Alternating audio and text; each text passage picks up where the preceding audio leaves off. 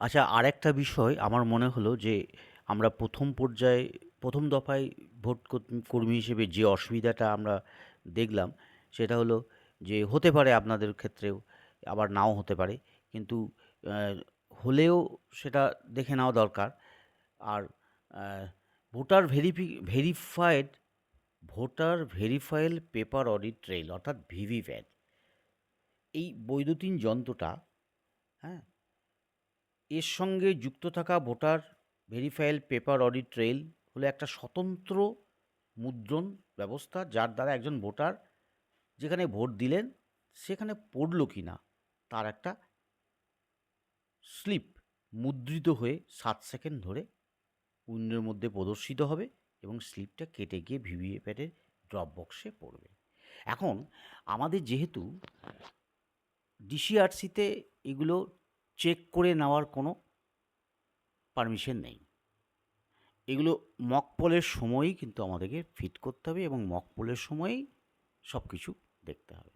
তাহলে সেক্ষেত্রে আমরা যেটা দেখলাম যে মক পোল করতে গিয়ে ভিভিপ্যাটটা কোনো লাইট জ্বলছে না, অর্থাৎ ভিভিপ্যাটে কোনো রেসপন্স নেই।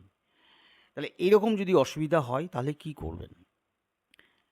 এখন আমরা সমস্ত তার, যেটা বিভিসি, এদিকে দেখুন, বহনকারী বাক্স তার ভিভিপ্যাট ব্যবস্থায় নিম্নলিখিত অংশগুলি থাকে। কি কি থাকে?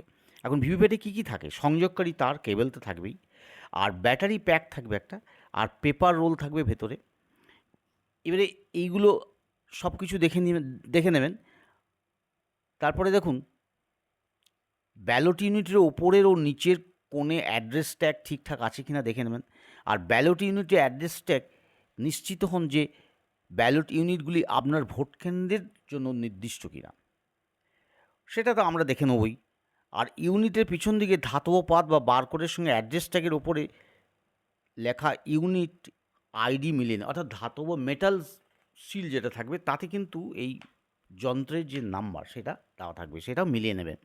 আর ব্যালট ইউনিটের গোলাপি কাগজের সিল যথাযথ আছে কিনা, আর ব্যালট পেপারগুলি যথাযথভাবে স্থাপিত আছে কিনা এগুলো দেখে নেবেন। তারপর আসছি কন্ট্রোল ইউনিট, তারপরে ভিভিপ্যাট পরে আবার বলছি আমি আবার। এখন কন্ট্রোল ইউনিটটি আপনার নির্ধারিত ভোট কেন্দ্রের জন্য কিনা সেটা মেটাল সিল দেখে তার ইউনিট আইডিটা দেখে নেবেন। আর পাওয়ার প্যাক এগুলো সব অ্যাড্রেস ট্যাগ দেওয়া আছে কিনা, সিল করা আছে কিনা সব দেখে নেবেন। সুইচ যখন মকপল করার আগে সুইচ অন করবেন তার আগে ভিভিপ্যাটের হরাইজেন্টাল থাকবে, সেটাকে হরাইজেন্টাল করে রাখবেন। এখন মানে সোজা করে রাখবেন, অর্থাৎ দাঁড়িয়ে থাকলে কাজ করবে এরকম। আচ্ছা, এবারে এখানে তাহলে ওই ভিভিপ্যাট যখন ভিভিপ্যাটটা যখন কানেকশন করবেন তখন দেখবেন ভিভিপ্যাটের যে পিছনের দিকে সুইচটা আছে সেটা দাঁড়িয়ে আছে কিনা, অর্থাৎ দাঁড়িয়ে থাকলে কাজ করবে, এটা মনে রাখবেন, এটা মনে রাখার সুবিধা। আচ্ছা, তারপরে পেপার রোল দেওয়া আছে, সেটা আপনি যখন মকপল করবেন তখন সেই জায়গায় লাইট জ্বলবে এবং 7 সেকেন্ডের জন্য সেটা দেখা যাবে, তারপর সেটা আপনা আপনি কেটে পড়বে। এক্ষেত্রে এই ভিভিপ্যাট যদি দেখা যায় যে সিইউ কি বলছে না, ভিভিপ্যাট নট রেসপন্ডিং, এটা যদি উল্লেখ থাকে তাহলে সেক্ষেত্রে আপনি তখন সঙ্গে সঙ্গে কি করবেন, সিইউ এর সুইচটা অন করবেন, কোনো কিছু হাত দেবে না, সিইউ সুইচটা অন করবেন। তারপরে আপনি ওই জ্যাকগুলো কানেকশনটা আরেকবার ভালো করে লাগাবেন, আরেকবার দেখবেন যেমন হয় বিভিসি বড় ভালো ছেলে, অর্থাৎ বি ব্যালট ইউনিট থেকে, ভি অর্থাৎ ভিভিপ্যাটে, আবার ভি ভিভিপ্যাট থেকে কন্ট্রোল ইউনিটে, এই তিনটে কানেকশন করার পরে তারপরে আরেকবার সুইচ অন করবেন, কিন্তু সুইচ অন করার আগে যেন ওইটা সোজা থাকে, অর্থাৎ দাঁড়িয়ে থাকে ভিভিপ্যাটের পিছনের দিকে সুইচটা। এরপরেও যদি দেখেন যে না, কোনো আলো জ্বলল না এবং কন্ট্রোল ইউনিটে বলছে ভিভিপ্যাট এরর, সেক্ষেত্রে আপনি সেক্টরকে ফোন করবেন। আমাদের ক্ষেত্রে এটাই হয়েছিল, ভিভিপ্যাটটা কোনো রেসপন্স দিচ্ছিল না, কোনো লাইটই জ্বলছিল না। তাহলে সেক্ষেত্রে এই ধরনের অসুবিধার ক্ষেত্রে সেক্টর এসে সেটা রিপ্লেসমেন্ট করে দেবে। আমি এই একটা গুরুত্বপূর্ণ কথা আপনাকে জানালাম।